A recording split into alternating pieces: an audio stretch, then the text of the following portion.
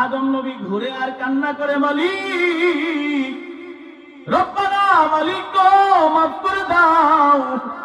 তুমি যদি মাফ না করো মালিক, মাফ করে দেওয়ার কোনো দয়াল নাই।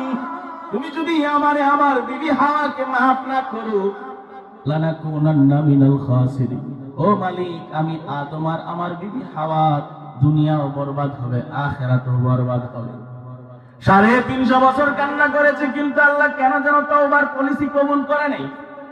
হঠাৎ করে আদম আলাইহিস সালাতু ওয়াস সালাম, ওই যে হাদিসের রেফারেন্স বললাম, মারফু একটা বর্ণনা রিওয়ায়াত, আল্লাহ তাআলার কাছে হঠাৎ করে আদম নবী বলল, লাম্মা ইকদারা আতামুল খাতিআতা।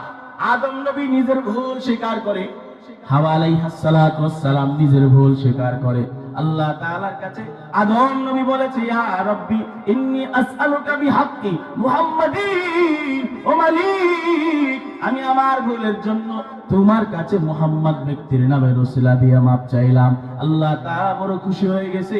আদমকে সাথে সাথে জিজ্ঞাসা করে, আল্লাহ সব জানে, সব দেখে, তবু সিস্টেম রক্ষার্থে তিনি জিজ্ঞাসা করলেন, ইয়া আদম কাইফা আরাফতাহু, তুমি আমার বন্ধু মুহাম্মদকে কেমনে চিনলা?